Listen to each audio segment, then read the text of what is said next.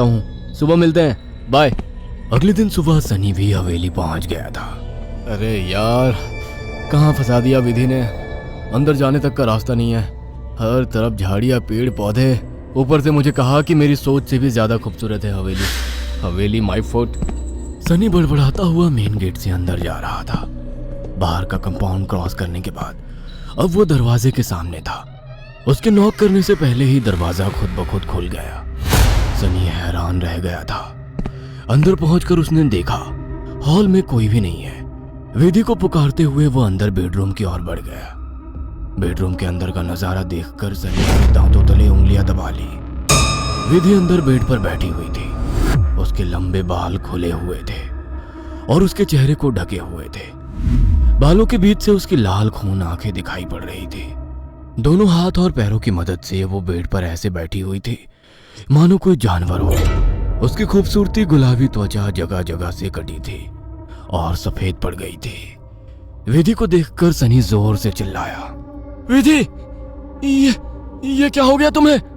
सनी की बात सुनकर विधि ने डरावने अंदाज में गर्दन टेढ़ी की। अब उसके चेहरे पर से कुछ बाल हट गए थे। वह भयानक आवाज के साथ हंसने लगी। उसके मुंह से किसी जानवर की तरह लार गिर रही थी। अचानक ही वह पूरी ताकत से चिल्लाई। विधि के बाल हवा में उड़ रहे थे और चेहरा चीखते हुए और भी भयानक होता जा रहा था। काले दांत और सफेद पड़ चुकी आंखें आकार में बड़ी होती जा रही थी। सनी के अंदर और देख पाने की ताकत नहीं बची थी। अपनी पूरी ताकत लगाकर वो कमरे से बाहर की तरफ भागा। बाहर हवेली के दरवाजे तक पहुंचा ही था कि विधि की दर्द से भरी आवाज सुनाई पड़ी। सनी, मुझे छोड़कर मत जाओ, मुझे बचा लो। सनी, ये मुझे नहीं छोड़ेगा। बहुत दर्द हो रहा है, बहुत दर्द हो रहा है। विधि जोर जोर से रो रही थी और सनी को रोकने के लिए बोल रही थी।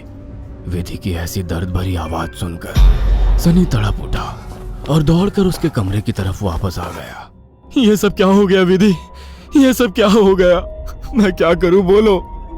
बहुत भूख लगी है, तेरा खून पीना है। इतना कहकर विधि अजीब तरीके से मुस्कुराने लगती है और अपने हाथों और पैरों की मदद से जमीन पर रेंगते हुए सनी की ओर बढ़ती है। सनी बिजली सी तेजी दिखाकर कमरे से बाहर निकल आता है और कमरे का दरवाजा बाहर से बंद कर देता है।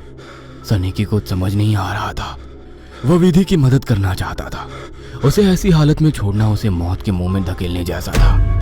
वह बाहर जाकर मदद मांगने का निर्णय लेता है और तुरंत बाहर निकल आता है।